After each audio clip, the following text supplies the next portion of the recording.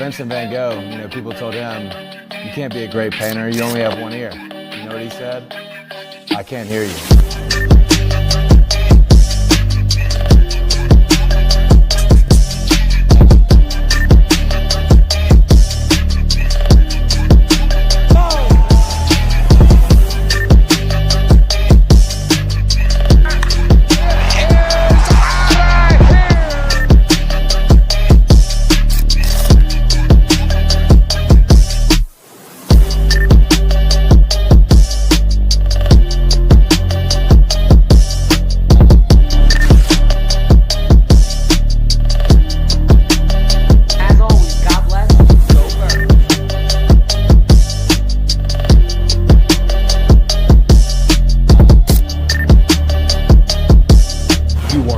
Listening to Sippin' Sports, a Phillies sports talk morning show with KJ and Dalt. Proudly powered by 302 Birds. Let's take it to the show. Good morning, Philly sports fans. Welcome to another episode of the Sippin' Sports podcast. We're here to break down everything for you guys, latest and greatest in Philly sports. And it's a packed episode today, but we got Broad Street Sports on the mic. How you feeling this morning, man? I'm great, man. I'm feeling good. Well, the Phillies are back in action. Tough loss last night. For me, I'm feeling good. It's a nice Saturday morning. I'm happy to be here. I'm happy to be talking to you and all of the fans here. Same to you, man. Happy Saturday, and happy Saturday to everybody watching. But as you just alluded to, man, the Philadelphia Phillies and all the other MLB teams are back from break. How you feeling about this, man? Are you feeling? I know last night was obviously not a good one, a real heartbreaker, wasn't it? Well, last night sucked. Jesus Luzardo stunk. He pitched 4 innings. He pitched 4 2/3, and he was a disaster. The offense finally came out and got a lead early, which is something that we talked about for like the longest time. Every single game, every single series, I come on here, WIP talks, and it's like the offense needs to come out and get a lead for the starting pitcher for them to work, and they don't have to work so tough, and they can kind of ease themselves and just work. They finally got a lead early, Schwarber, and then the Harper 3-run homer. So they had the lead early, but Luzardo just flat out sucks. He sucks. So he blows it up. I think he had 7 strikeouts, but he gave up 7 hits and 4 runs. Then they went to Tanner Banks out of the pen. That was a shit show. So, I'm just so tired of losing. And I said this on my show before. It's like when one thing for the Phillies works, another thing doesn't work. So the offense last night, even though it was just Harper and Schwarber, the offense showed up and played, right?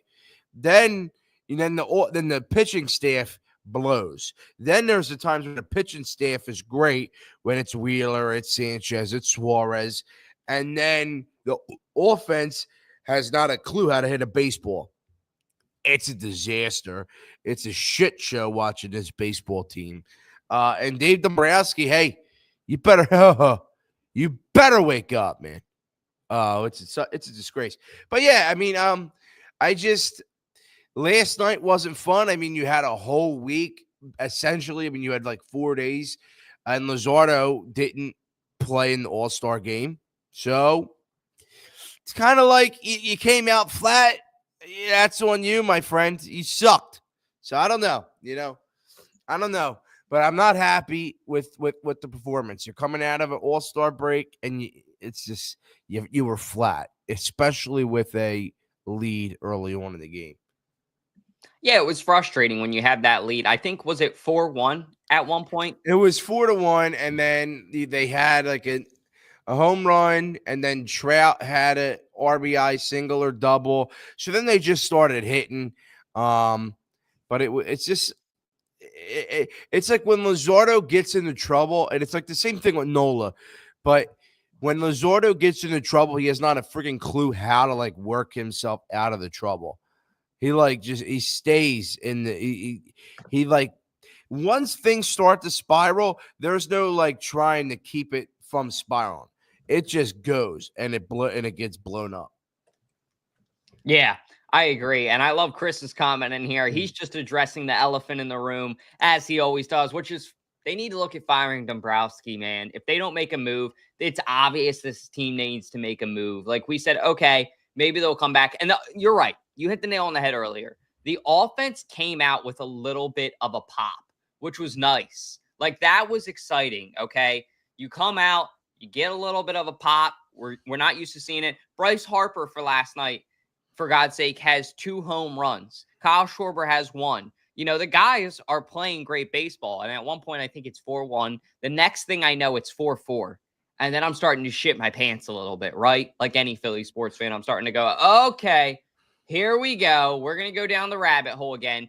And then it just got worse and worse and worse and worse. What's going on, Ryan, Swoop, and Chaos Chris? Thank you guys for joining. But I want to know in the comments to the fans, and I want to know with you as well, Ryan, who do you think, like, is there a guy that if the Phillies went out and traded, I wouldn't say all would be forgiven with Dombrowski, right?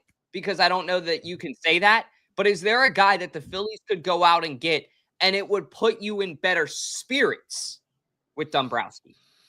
I think a move that actually like changes, like, you know, what we've seen out of Dombrowski is little needle moves, right? So the Austin Hayes, the Carlos Estevez's, you know, that those are minor moves. I think, you know, if he goes out and he actually gets real ball players, I think as fans that puts us in a better spot mentally. Especially you go out and if they wanted Jaron Duran, I'm happy with Jaron Duran. We can bring him in, and then you package deal with Aroldis Chapman. But I think I the worst part about it is when I came on last week, I told you that the Phillies were looking at a package deal with relievers and outfield help. You know, so that's what we were looking at. That's what the sources said. That's what Dombrowski said. But now, and they had John Middleton interviewed and Dombrowski interviewed. They all said that they think the offense is fine, that they're only looking for bullpen help. So if Dombrowski only goes out there and gets bullpen help, although it's good to have the bullpen help, I'm not looking for that, man. We can't just roll out there with a little bit of a better bullpen. We need guys that can hit the ball. We need guys that can get on base. We need guys that can put the ball over the wall. I mean, that's quite literally where we are at. And, you know, just to clear it up, I mean, if they went out, they got a Stephen Kwan and Emmanuel Clase, or they got Jaron Duran and Aroldis Chapman, or Felix Bautista and Cedric Mullins, even though I think Mullins sucks. Maybe they'll finally go out and be able to package deal Byron Buxton and Johan Duran. Like, that'll be great. But I think for us to be like, okay, Dombrowski had a good trade deadline, there has to be a very good outfielder, and there has to be like a good 2 to 3 bullpen arms added. Because remember, before when we had Alvarado, we needed a bullpen arm. Now we don't have Alvarado. We need another bullpen arm. And Romano sucks at his job. So we need 2 to 3 bullpen arms. And we need like a serious outfielder. Buxton, Aroldis Garcia, Jaron Duran. You know, that's the type of guys you need. You need serious needle moving players that make the team better. We can't afford to have any more Austin Hayeses or Carlos Estevez's of the world. That doesn't win you championship when this team is so effing far down the gutter. Yeah, they need to work on a lot. But getting into our next topic, we had the MVP of the All-Star game, something that wasn't expected, which was Kyle Schwarber, man. And he did it by the only way he knows how. Hitting tanks, hitting nukes. I mean, it was cool because I guess the game was tied at 6-6. And then the MLB basically said, let's do a swing off. Schwarber's like, all right, let's go. And this dude just hit three bombs. Like it was a Tuesday night in South Philly, dude. It looked awesome. I mean, what was your take on it? Because you can't teach like clutch. And Kyle Schwarber definitely has that gene. And I think that was the real moment for me that I was like, oh, yeah, sign him. Like, if you don't sign him, and I know they said they're going to do it in the offseason because Chris mentioned that last night, that Schwarber and the agent and the team all want to talk about it in the offseason. But Chris also made a great point last night that every game that goes on, his price is just going up more and more. Well, absolutely. If you didn't want to re-sign Kyle Schwarber, if you had doubts about re-signing Kyle Schwarber, I bet you that what you watched in that home run hit off All-Star game, that puts you over the top. That tells you, that makes you come to reality. Kyle Schwarber needs to stay a Philly for the rest of his career. Okay, at this point, I can't fathom that people are saying, "Oh, we don't need Schwarber." I genuinely don't know what this baseball team would be without Kyle Schwarber. I have not a clue what it would be without Kyle Schwarber. So all in all, he is one of the most consistent hitters. But in seriousness though, I thought it was cool. Like the home run swing off at the end of the baseball game. I thought that was a good touch to it because it's not like nobody wanted to see extra innings or anything like. You want to see something cool. You want to see something new. You wanted to see something fresh. And Kyle Schwarber going up there. He gets booed earlier in the night by all the Atlanta fans, and he goes up there, hits 3 homers, puts the National League over the top. So, like I said, it was cool. And I heard this story on WIP. I think it was Joe Giglio, and they were talking about, would you be willing to see regular Major League Baseball games get played or like finish if they have to with the, with like the swing off? And in all seriousness, I don't think it's a bad idea because there's games where even with the ghost runner, they go 12, 13 innings. I think you should have to sit and get I think if there's not a winner after like 12 innings, I think you should go to the swing off. I think that would be cool. Obviously, it kind of ruins baseball and what baseball has been, right? But I think it adds a brand new touch that people would like, and it brings interest and eyes to watching the game. And Haven says, would you rather sign Schwarber or Ranger? Kyle Schwarber. Dude, you could always find another Ranger Suarez somewhere, and people are going to say, "Oh no, you can't." Well, yeah, you can. You can find a Suarez somewhere. I don't know if you can find a Schwarber out there that hits as many home runs, that hits guys on base, that the big moment isn't too big for him. You need Kyle Schwarber. And I can't stress it enough. This team would be doomed if it wasn't for Kyle Schwarber. This team, I don't know what they would look like without Schwarber because everybody else is so effing inconsistent. Without Schwarber, it's like ridiculous. But remember, we have Schwarber on the market, Ranger on the market, and then you have JT. And I don't see a world where they just say, "Hey, JT, you're done. Go retire. Go to another team." What I believe and what I think the sources say is that they're looking to keep Realmuto on like a short year, like 1 year, maybe 2 years, because you can't run it out there with Rafael Marchand. You can't run it out there with Garrett Stubbs. So you have to make the decision with Schwarber, Ranger, and JT. But out of all three, it should be Schwarber. And if you didn't believe that we needed him before, I hope after you watching that swing off in the All-Star game that you realize the Philadelphia Phillies need Kyle Schwarber for the rest of his career. Yeah. And moving along now to our next topic, which I didn't know this. I mean, I don't keep up with the MLB. Obviously, I have been. I guess I knew this last year, but I didn't really sink into me because this new draft pick that the Phillies got in Gage Wood is so exciting. I mean, he struck out 69 batters this year. Nice. That's awesome. But in all seriousness, he only walked 7 guys. So that's a 9.86 strikeout to walk ratio. He's got a great fastball. He's painting masterpieces out there. And I think one of the stats said like his opponents hit like 0.194 off of him. So if you're telling me that guys have that batting average against him, and he's only going to get sharper, he's only going to get better, I think that the Phillies found a real gem with this guy.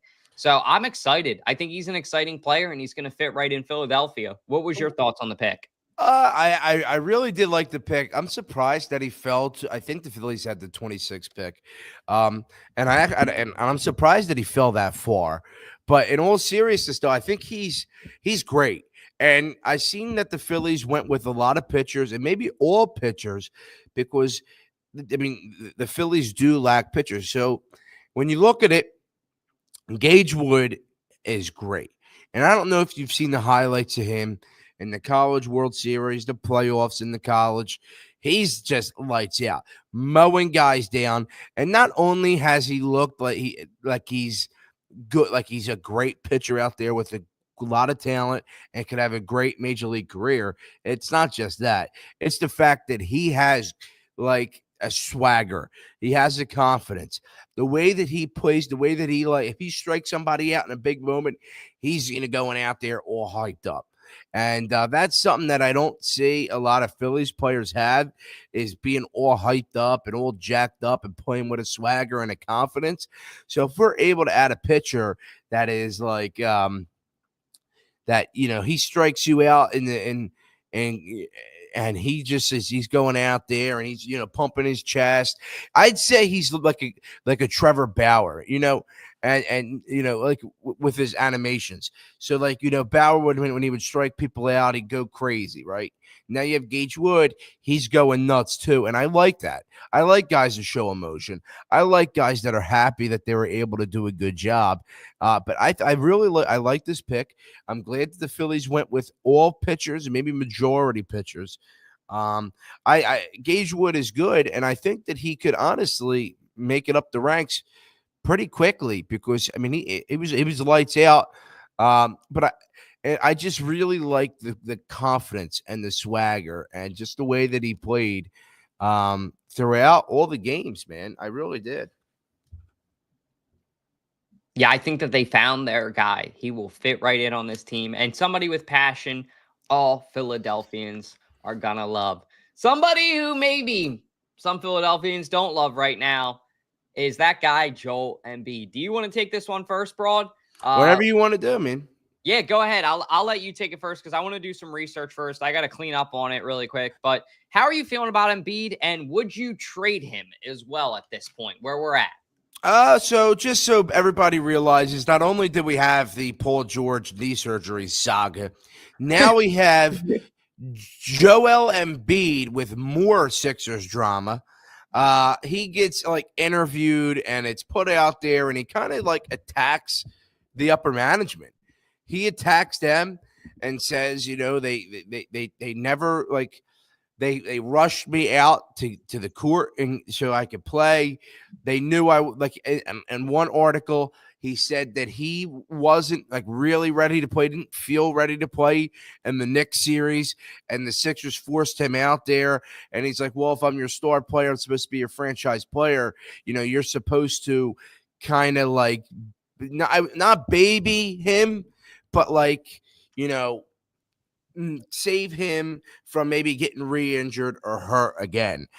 So he just goes out there. He gets into the like Harden mess when it went down with Harden. Apparently he wanted to bring back Harden. The upper management didn't. And now James Harden believes that Embiid is the reason why he didn't stay and not Daryl Morey. So now they're not on speaking terms. Joel Embiid like releases information that it just doesn't, like, as a star player, right? As like the face of the franchise, like Bryce Harper is for the Phillies, right? before the upper management with Dombrowski and John Middleton, they talked to Bryce Harper before to see what his opinion is, what he wants to do, if this is a good fit. That's how most teams do it. But the Sixers, according to Joel Embiid, they don't ask him questions, and when they do, and he gives them an answer, they do the opposite. And remember, and I don't know if you remember, but the team was like 2-11. They just lost in Miami. They blew like a 20-point lead in Miami, and they had a team meeting down there. They had a team meeting, and Tyrese Maxey calls out Joel Embiid, but the information was never supposed to get out. That information was never supposed to get out. So then come to find out, the guy who released the information is now re-signed. And I'll give you one guess of who it is. I mean, it's Eric Gordon. From what sources say, and Embiid and everybody else, Eric Gordon is the one who has been releasing the information about team meetings. And now Joel Embiid said to the Sixers, hey, I don't want to re-sign him. This guy's like a snake. He's not one of us, whatever the case is. They didn't listen. They brought him back. So Embiid's like, I'm not going to go to any more team meetings. Like, I can't do this. You guys are all snakes. You guys don't trust me. He's like, I put my life on the line. I put my career, I put my body on the line for you, for the fans. I mean, I get where he's at. I mean, although I'm like fed up with Joel Embiid because it's like, how much shit can we continue to take from you? But at the same time, I'm at the point where it's like, it's not just him, right? Everybody was like, oh, it's just Embiid. It's not just Joel Embiid that's an issue. It's not just Joel Embiid and Paul George that's an issue. It's obviously the upper management. Daryl Morey is a snake. He's a scumbag. And although I'm not the biggest fan of Embiid anymore, I think it's time you have to move on from him. I wasn't a fan of the monster contract that they gave him. You have to feel for the guy in some way. He's been led on and lied to by the management. He's had to force himself back from injury because of fans like me forcing him back. And obviously, I'm not saying that I'm fully on his side, and I'm not saying that I like Joel Embiid in the whole case. It's not what I'm saying, but you do unfortunately have to feel for the guy. But if there is an opportunity, I am 1,000% moving Joel Embiid. I'm done with him. I've been done with him. It just seems like this whole saga with him, with Paul George, with Daryl Morey, when is it ever going to end? And I don't know when it's going to end unless you get rid of these guys. It'll never end unless Joel Embiid goes. It'll never end unless Morey goes. That's where you're at now, and it's like this is going to continue. Joel Embiid is never going to play over 50 games again in his career. Paul George, I mean, who even knows if he's going to play basketball this year? Because A, the knee surgery, and B, I mean, he's a podcaster now. I mean, he's a podcaster now, so it's just like, I don't know, podcast P. He's a loser. I'm done with Embiid. But at the same time, I feel for the guy, and it feels weird to say that because at one point I was like so against Joel Embiid and so against everything that he stands for and the whole 9 yards. Because in my opinion, he's still soft. I still believe that he's soft. I still believe he shrinks in the big moment. But what the Sixers management has done to him. And most of the information and most of the way that the management has treated him, we've all seen it. It's clear as day, but he just flat out admitted a bunch of stuff.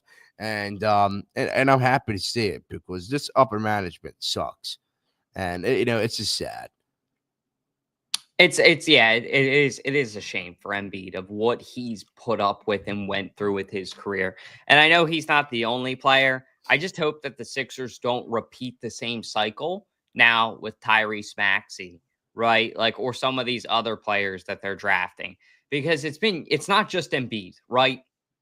I know that some of these other players weren't the best either, but Markelle Fultz, Ben Simmons, right? You think about all these guys that have came and went with Philly. Not saying that they had the best attitude when they were in Philly, but they were certainly talented players. And I'm not saying the organization isn't at fault at all for the way that their career turned out, right? Like they started here and it didn't really end well for them. Joel's a little bit different. So I think where he's frustrated is he feels like the organization now has kind of turned on him. Like they look at him more like a product rather than a person and a player. And I think he wants a team that's like, all right, we want you good for the playoffs, which that was what we thought was the expectation at the beginning of this year. That's what we all thought was happening. And unfortunately, that wasn't the case. That isn't how it went. I mean, we hardly saw Embiid and Paul George. Then they told us that they weren't going to play back-to-back games together. Then by, I think it was March, Embiid, George, and I believe Maxey were all out for the season, if not Maxey came a couple months later. So it's like this team just got worse and worse and worse. And I don't know. I don't think I would move on from Embiid yet unless Embiid has moved on from the team, if that makes sense, right? Like if the organization can see that he is mentally not there and trying to be the same player that he was, they need to move on. And I know I'm going to let you take it one more time, Ryan, but we just have 3 more minutes before we All got right, no problem. segment. I know. I just think like I already don't believe that he's mentally there. I think he's done. And it's not that he doesn't want to play basketball. It's just when you get injured so many times and his knee has nothing left. He's had so many knee surgeries and so many knee injuries. There is like the report from doctors say he has like no cartilage left in his knee. There's no like padding in his knee. His knee is done. So it's like, how many times can he continue to bounce back from knee surgery to the point where like mentally that jacks you up? Mentally, you're afraid to go out there and play. You saw the same thing with Wentz. When Wentz got hit in the Rams game, then he was out. He had the torn ACL. You saw he was afraid to play the same way. So how many times can we Embiid keeps coming back. He had Bell's palsy. He had like the face mask issue. He had the nose. He had this. He had that. It's his foot. It's his knee. It's his back. Everything's. He's afraid to go out there and play. So mentally, I don't think he's there. But here's just my thing, and it's like, am I ready to move on from Joel Embiid? Absolutely. If the right move is there, I am totally willing to move on from Embiid. We don't need any more injury-prone players, and we really don't need any more guys that are just over over a certain age. But here's my thing. This Sixers management, and I think they have turned their back on him, but this Sixers management has tried their effing best because look, it was Embiid and Ben Simmons. Then they were like, well, then Embiid's like, oh, this ain't working. You have to bring in JJ Redick. Oh, no, let's bring in Jimmy Butler. Oh, let's bring in Tobias Harris. Oh, this is a good team. Oh, no, I can't win. Let's get rid of all these guys. Let's get rid of Ben Simmons. Let's bring James Harden in. No, now I don't want James Harden. Let's go bring somebody else in. So it's like, it's always been a revolving door with Joel Embiid. Like any player that comes in from an outside team during the season, it seems like they never stay. And I wonder how much of that has to do with Joel Embiid. Because like maybe he did have something to do with Harden not coming back. Maybe he had something to do with, Butler not coming back, even though they had a good relationship. So it's just like they've given him so many weapons and so many players on the roster, on the team. And it's like, hey, you have to perform at some point, and they all just leave. And it comes down to Embiid, but I do feel for him because he's at the point now where he's like, I've done all this for the city. I've done this for all the fans. I've done this for the team and the organization, and everybody's turning their backs on me. Literally everybody's turning their backs on him. And yeah, it's got to be a scary place to feel. Yeah, I agree. You bring up a great point with that's got to be like Philadelphia is already tough as a sports city as is. and then factor all the fact in that it's like, it's almost the Prince and the Pauper, right? Like it's a flip of the script where you were loved. You were the MVP, we had the chant. And now it's at this point of where I think you're right. It's a shame. The relationship, though, I think is fractured. And I think part of it's on Embiid.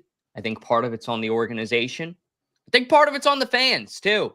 Like, we got to have some accountability at some point, too, and look in the mirror and be like, not as much on us. Don't get me wrong, all right?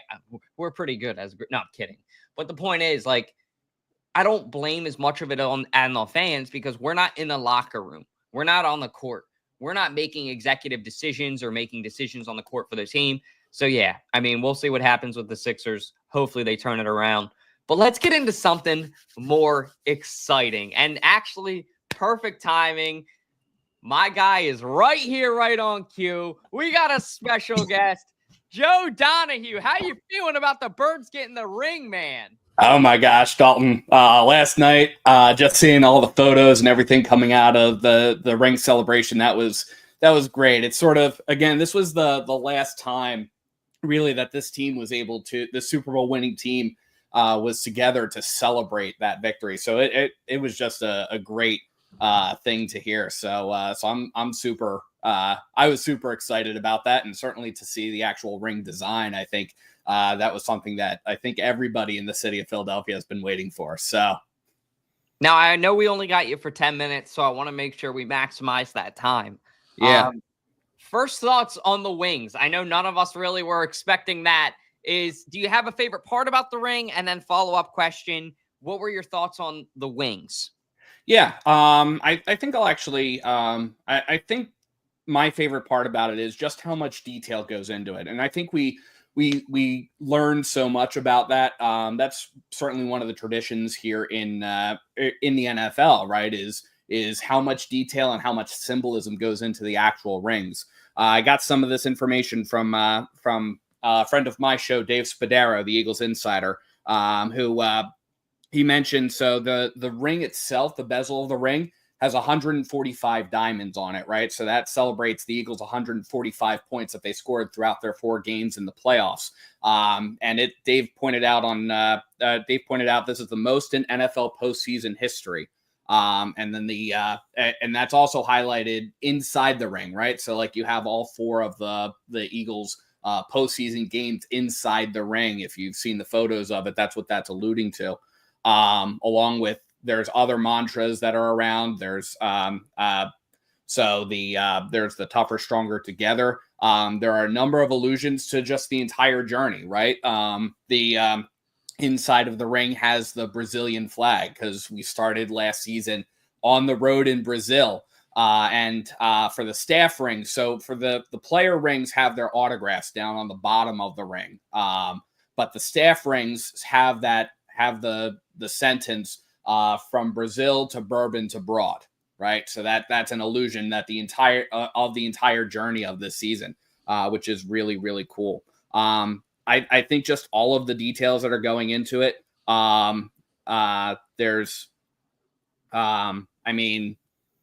It's just really crazy, really, really awesome to see the team, how much effort was put into it. Jason of Beverly Hills, I believe, was the designer of the ring as well, that worked with the Philadelphia Eagles to put this together. So yeah, I think the wings definitely caught me by surprise a little bit. The button to activate the wings actually has some symbolism as well. There's 5 diamonds on that button, symbolic of the 5 players that scored in the Super Bowl. Jalen Hurts, A.J. Brown, Cooper DeJean, Devontae Smith, and Jake Elliott were all the Eagles' 5 scorers in Super Bowl 59. So there's a little bit of symbolism on there, which is cool. But I think it's a poignant reminder, right? Like that this ring is symbolic of the team's victory. And even though there may be, it is the player's ring, it is the staff's ring, that individual person contributed to the team. And that mantra that you can't be great without the greatness of others is something that we've heard Nick Sirianni say literally throughout this entire season, really throughout all of his 4 years here in Philadelphia. So I think that's definitely definitely a cool little homage to the fact that, yes, each player played a part, and that part helped propel the team to the success. Yeah, you hit the nail on the head, man. And I love the wings too, where they just I wasn't expecting that. I knew that they would have a twist on it, right? Because it's the Eagles, you want to do something different. And you look at the replica of and as soon as we get a replica, this is not a good replica. So don't buy this one. This is just if you wanted a $10 thing to make a couple videos, screw around since February. This is not accurate. This is what's down here. Because when we made this graphic yesterday, nobody knew what this thing was going to look like. So everybody's sitting there on Friday night and we expected something cool, right? But you see how they did this ring. It's completely different. The wings that pop out on the bottom are insane because you look at the replica of the first ring and it's beautiful in its own way too. Don't get me wrong. Sometimes simple is effective, right? We all know that. And this one's beautiful too. But the new one, man, I think it's like my favorite part about the whole thing is you're looking at the wide receivers and the players and every single one of them's going, I got 9 other fingers I can fill up. And like, that's exactly what I want to hear as an Eagles fan, right? Like if that's what the motivator is for them is getting this ring and seeing what it looks like, by all means, I'm glad that they did it because I think that for me, that would be pretty dang motivating. Joe, do you have anything you want to say before you get out of here? I know your time's tight. Yeah. I mean, I'm just really, really excited for this. And I think that this was a really fitting way to close out the season. I think the only if there was one little nitpick that we could point out for the ring is that there's no allusion to the fact that the most of the Chiefs' 22 points came in garbage time after the Eagles had pulled their starters. That would be a nice little jab, but there is a small detail that kind of makes up for that. So there's talking about those wings. So the wings weigh 0.9 carats, and the 0.9 carats actually are symbolic of the 6 sacks and the 3 turnovers that the Philadelphia Eagles defense forced in Super Bowl 59. So that was definitely cool. Really a nice little nudge to our opponent on the other side of that football. But yeah, it was a great day. And now the Eagles, with all of the celebration for the most part, I mean, obviously we'll still have the first game against the Dallas Cowboys, the season opener coming up. And that's going to be another celebratory moment for the fans. But now all of that's done and the team can really dive in and focus and lock in for defending their Super Bowl 59 title. It's going to be fun. I know a lot of people are ready for the run. Some people are treating it like a WWE title defending. So that's been funny, some of the fans, but get ready. Joe, I appreciate you joining us, man. Please give Joe a follow, guys, at Bird's Nest Media. He runs the things over there and he does an exceptional job. What's the one other? Is it Twitter that's different? Twitter is the only one that's different. It's at Bird's Nest FB. But I'm most active on on YouTube, obviously Bird's Nest Media. And then Instagram, TikTok, Bird's Nest Media as well. We will have our training camp episode or training camp opening episode of the Bird's Nest podcast coming out on Tuesday because that is the first day of training camp. We'll be joined by a little special preview for you guys. Noted Eagles fan and anchor of The Lead on CNN, Jake Tapper, will be joining us. Oh, wow. Make sure you check that out. Congratulations, dude. That's going to be awesome. I'll definitely check that out. Well, make sure All righty, guys. Thank you so much. You guys have a great rest of your day and have a great show. Thank you, brother. See you, man. Appreciate you joining us.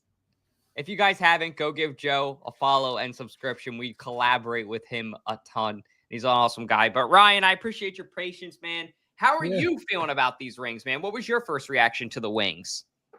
I think it's beautiful. And, you know, when I look at the ring, obviously they went over the top. And over the top is great. But I think, you know, it's beautiful. And every piece of it symbols the journey. You know, the ring and if you win something, the ring and everything is supposed to be symbolic of your journey. So there's I'm trying to put it in the words, right? It's so beautiful because the Eagles' journey to the Super Bowl was so beautiful, right? And they have the you can't, what is it? You can't succeed without the greatness of others, or whatever it is. It's like that's been a message from Sirianni for 4 years, since he started here. And it's just like, and I don't know. I thought it was so beautiful. And now it's at the point where the players want another ring. The players are ready for another ring. They want that other ring. And like Joe said, this is the last time you've seen every player here together. It's the last time every player got to hang out with each other, whether it's like, players that aren't on the team anymore, or, coaches that aren't here anymore, or guys that have retired. Everybody is here together one last time, celebrating that journey. And it's just super cool. And I think the ring is beautiful. I want a replica ring. I really want one. It's just, and I pulled it up on Instagram because they have all like the facts on Instagram about the ring. And on here, I think one of my favorite parts, and it's right here. It's all like the scores of all the games. And I don't know why. It's just, again, it's just tough, detailed, and together, because a lot of them games were tough. The Rams was a tough game. Green Bay late in the game was tough, and it's, I don't know, man. It's just because we didn't know what that ring was going to look like. We had no idea what it was going to look like. We didn't know what they were going to do to make it theirs. And I think they did a great job, and they made it theirs. And I don't know if they could, I don't know if anybody could top that. They went all out.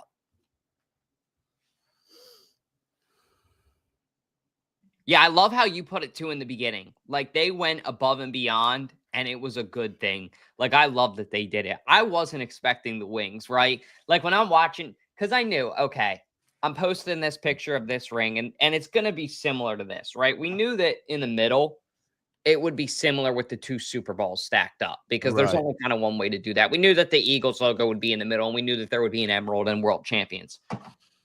I'm looking at it like with the wings, like, where the fuck was this the first time around? Like, you know what I mean? Not in a bad way, but oh my God, it was so smart the way that they did it too. Because when the player wears the ring, the wings basically face like this on the bottom. So when they actually wear it on their hand, it will look like the helmet almost with the wings. So I thought that was one of the most creative things that they could have done. I forget the jeweler's name that they collaborated with, but they knocked it out of the park. I think Jostens did the first ring, if I'm not mistaken. Jostens is a very popular ring company. If you have a class ring like myself, there's a chance that Jostens made it. A pretty good chance. The funny thing is, I think Jostens did the first ring. For some reason, I had Jostens in my head. No, they didn't do this ring, though. The people that did it was Jason of Beverly Hills. That was it. Yeah. Jason of Beverly Hills. Whoever the fuck that is, somebody buy Jason a beer or 60 and give him a raise, because that was one of the most creative touches. Beautifully done. Like you said, Broad, there's sometimes that going above and beyond is a very good thing. And you didn't have to ask this guy to do that. Like, nobody came. I don't think any of us saw that coming. I didn't see it coming. I wouldn't have came up with that. So the fact that the jeweler came up with that, that's the best motivator right there to the players, I think. The fact that the wings pop out, that's the coolest thing ever. They want to go get another one of them next year. I think it's like, I think the ring and the way that it was designed, and the way, because obviously you had Laurie behind it, Sirianni was behind it. Maybe the players weren't, but Laurie was, but it's like, this ring symbolizes the way that this team actually is, like the confidence they play with, the swagger they play with, the way that they dress, the way that they look, the way that they don't give an F what you think of them, and I think that's what this ring symbolizes. The ring symbolizes, hey, I don't have a ring, but it's like, hey, this is ours. This is what it looks like. You can't top this. This is what happens when you win championships. We're going to get a couple more. It has wings on it. It has a great design. It has all like the scores of when our team beat your team's ass. So it's great, and it really symbolizes the greatness of the team, the swagger and the confidence, and just the way that this team has been built in the Sirianni era. It was just super cool to see everybody there. And, it's just, I mean, in all seriousness, like this Eagles team is kind of like swept under the rug because of all the Phillies problems. Maybe for most people they haven't, but for the majority of people, the Eagles have been kind of like swept under the rug. You have Embiid drama now. You have the problem with the Phillies, right? So it was kind of like a good breath of fresh air to see the Eagles like be together again before training camp starts, obviously. And it's like, and to have the rings, it's just a breath of fresh air to not be so negative, because we're always negative now with the Sixers and the Phillies, but it's like I just needed that breath of fresh air. Oh, this reminds me, we are Super Bowl champions. This reminds me, we are the greatest NFL team, and we are going to go back to back. That's the way. I mean, that's just what it reminded me of, and I'm just happy, man. They did a great job. Yeah, hit the nail on the head. And I want to thank Joe Donahue once again for joining us today as our guest. We appreciate you, man. Please, guys, go follow Bird's Nest Media. Also, give our guy a follow, Ryan, at Broad Street Sports _ on Instagram, and then the YouTube. And the Instagram, is that similar, or how's that work? Yeah, no, it's just it's the same thing. Everything is just Broad Street Sports with the underscore. I think on YouTube it's just Broad Street Sports. But yeah, I mean, I do post game videos on there, live call-ins, and it's a great time. We appreciate you jumping on with us. And Absolutely. If you guys didn't know, we're lucky enough to have Ryan as a full-time host now every Saturday morning. So keep join in for that. But Ryan, I hope you have a good rest of your weekend. Anything too, man. Before we wrap up, bro? I hope by the time we're here next Saturday that the Phillies have somebody, maybe a little more information. Yeah, I just I don't know. It's just I think now, like when I get really angry about like the Phillies or the Sixers or something, I just have to remind myself, hey, we're Super Bowl champs, man. Yeah, we're man. Super Bowl champs. Like in my head, I think that's what I have to do. It kind of calms me down. And hey, just remember, everybody, you're having a tough time at work, tough time at home, something. Just remember, you are a Super Bowl champ. The team's not just Super Bowl champ. You are a Super Bowl champ, and that is what you got to remember. Not just not just the team, not just the organization. The fan base is world champions, because without us, without fans of every team, you know what I mean? Without fans of every team, like they wouldn't be there. So just remember, you are a world champion, and honestly, you should get a ring too. Yeah, I love it. You killed it. You nailed that, man. I think you might have to clip that speech right there, and we might have to put a montage on top of that, because that was freaking beautiful. Right. Gearing up, ready to go mow the grass. But I want to thank Broad Street Sports. KJ McCoy will be back next week, and we'll have another great show for you guys. Absolutely. Other than that, have a great weekend, guys. Be safe, and we'll see you then.